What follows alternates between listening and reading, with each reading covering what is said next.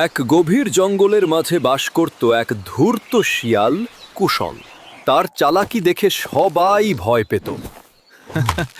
এভাবেই তো বাঁচতে হয়। সে সব সময় ফাঁদ পেতে অন্য প্রাণীদের বিপদে ফেলত। কিন্তু এই জঙ্গলে ছিল এক সাহসী খরগোশ বিক্রম। ছোট হলেও তার মন ছিল সিংহের মতো নির্ভীক।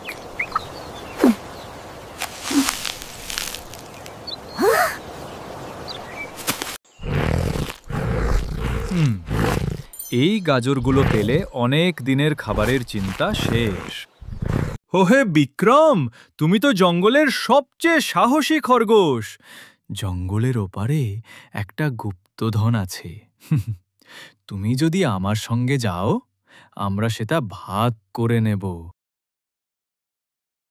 বিক্রম, তুমি তো সাহসী। তুমি আগে ঢুকে দেখে এসো, আমি বাইরে পাহারা দেব। কিন্তু বিক্রম বুঝে গেল এটা এক ফাঁদ। ঠিক আছে কুশল, কিন্তু মনে রেখো, যদি কোনো চালাকি করো, আমি প্রস্তুত আছি। ওহে কুশল, এখানে একটা বিশাল সিংহ আছে। শিয়ালকে ভেতরে পাঠাও, আমি তাকে খাবো।